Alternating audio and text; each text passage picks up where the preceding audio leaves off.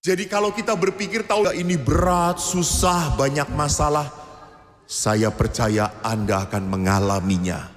Yang pasti supaya cuma satu, apa? Kita akan mati, selesai. Kung si fa choi, sinen kuaile, semoga berbahagia di tahun yang baru. Seminggu yang lalu, karena ada tugas sore hari, kemudian karena saya merasa pegal dan tidak mau setir, maka saya cari travel. Travel itu kurang lebih harganya 150, murah. Dan isinya cuma 8 penumpang. Karena saya terlambat pesan, saya dapat tempat duduk paling belakang. Supirnya itu orang muda. Dan Anda tahu tuh orang muda semangatnya. Kelihatan dari cara menyupirnya, kencang sekencang-kencangnya. Dia lupa bahwa dia bukan bawa barang, bawa manusia. Jadi itu seperjalanan saya diontang-anting. Lempar kanan, lempar kiri, atas bawah. Apalagi di MBZ. Padahal saya itu inginnya tidur istirahat supaya nanti kalau ngasih renungan tuh saya fresh gitu. Mana bisa tidur. Saya hanya jungkir balik saja saudara-saudara. Tapi pada saat saya melek, melihat karena kan jungkir balik merem gitu. Saya ngelihat kanan saya karena saya paling kiri. Lihat 7 penumpang yang lain tidur dengan pulas dan tenangnya. Apalagi yang di sebelah saya ini sampai berbunyi. Kata saya tuh, Tuhan betapa berimannya mereka ini gitu ya. Begitu tenang.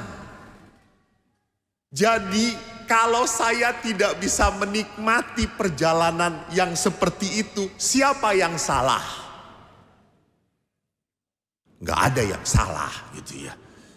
Jadi yang menjadi masalah adalah kenapa kok orang-orang ini pada saat mobil begitu kencang dan dibanting-banting, mereka malah seperti seorang bayi yang digoyang-goyangkan. Malah semakin nyenyak. Dan Eko mual keluar dari mobil itu langsung jackpot. Jadi Bapak Ibu yang terkasih, rupanya kenyataan itu bukan seperti yang dilihat dan dihadapi. Kenyataan itu seperti yang kita pikirkan dan kita rasakan. Jadi kalau kita bertemu seseorang, saya kalau bertemu suami ibu senang banget. Hai Pak, bagaimana kabarnya? Tapi mungkin ibu bertemu suami tidak sesemangat saya gitu ya. Oh si borokokok ini masih hidup toh gitu ya. Jadi sekali lagi yang mempengaruhi kita menghadapi kenyataan adalah pikiran dan perasaan kita. Maka Yesaya berkata, Allah ingin membebaskan umat Israel dari perbudakan. Nah kalau kita merenungkan perbudakan apa sih yang ada di dalam diri kita sekarang ini? Tentunya kita pun diperbudak oleh apa? Kecemasan, ketakutan, kekecewaan, kemarahan.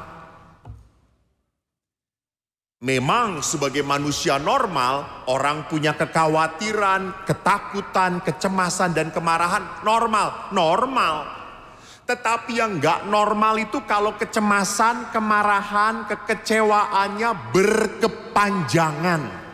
Tidak berhenti. Nah itu baru ngawur. Ada seseorang ibu yang sangat bersedih sekali karena ditinggalkan oleh suaminya. Menangis, sedih, wajar. Sudah 40 tahun hidup bersama. Menangis, wajar. Tetapi kalau sampai 1 tahun, 2 tahun, 3 tahun, 4 tahun masih menangis, Sangat tidak wajar. Ibu ini diam di dalam penderitaan, bukan diam di dalam Tuhan. Maka saudaraku, lihat, tahun ini pun ada yang memprediksi adalah tahun yang gelap. Kenapa? Karena ada info dari intelijen dunia akan ada ancaman resesi dan inflasi sehingga penuh ketidakpastian. Kesimpulannya penuh ketidakpastian. Saya pikir dari dulu juga selalu penuh ketidakpastian. Yang pasti supaya cuma satu, apa? Kita akan mati, selesai. Jadi memang di depan itu penuh ketidakpastian. Kalau penuh ketidakpastian itu bukan berarti kita harus khawatir, harus cemas, harus takut. Dengarkan kata Yesus hari ini, bertobatlah sebab kerajaan surga sudah dekat. Bertobatlah. Kalau dibahasakan menurut saya, bahasanya saya, Yesus tuh mau ngomong gini.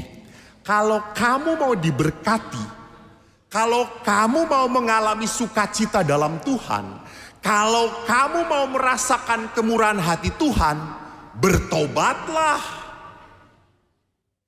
Dan kata bertobat dalam bahasa Yunani adalah metanoia. Metanoia itu adalah apa? Perubahan cara berpikir, cara merasa, dan cara bertindak. Artinya apa? Perubahan sikap beriman manusia. Dasar beriman manusia ini harus dirubah. Kalau kita mau diberkati, merasakan kasih Tuhan. Jadi kalau kita berpikir tahu ini berat, susah, banyak masalah, saya percaya Anda akan mengalaminya. Tapi kalau Anda mempercayai bahwa tahun depan itu adalah tahun yang penuh berkat, percayalah, berharaplah kepada Sang Pemberi berkat. Maka Bapak Ibu, pertobatan itu adalah meletakkan pola pikir kita dengan pola pikir Tuhan.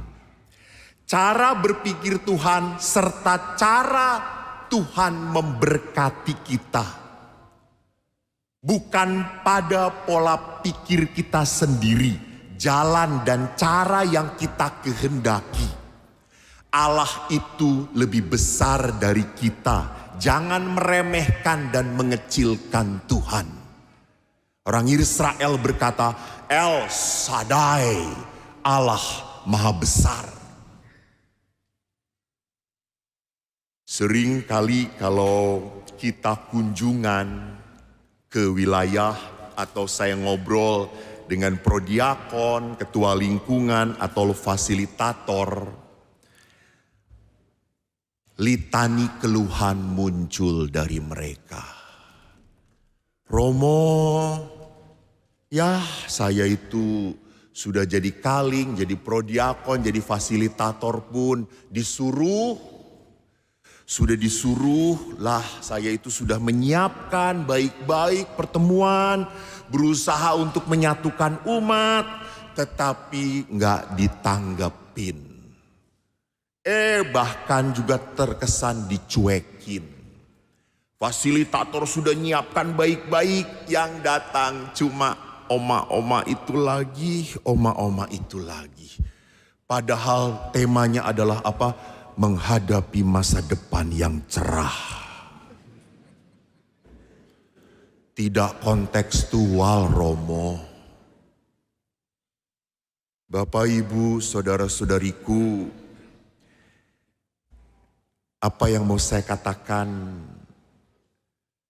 Bapak Paus pernah berkata, keluarga, pelayanan bukanlah sekumpulan masalah.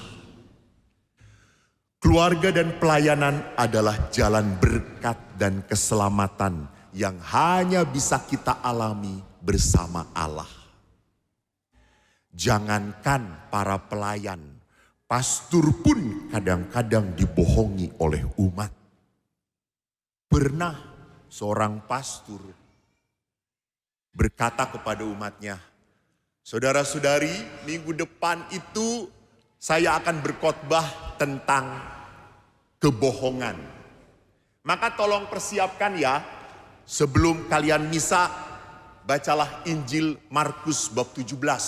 Silakan. Lalu minggu depannya, pasturnya berkata, para umat, siapa yang sudah membaca Injil Markus bab 17? Hampir semuanya angkat tangan. Dan pastor berkata, Anda semua bohong. Karena Injil Markus hanya sampai bab 16 saja.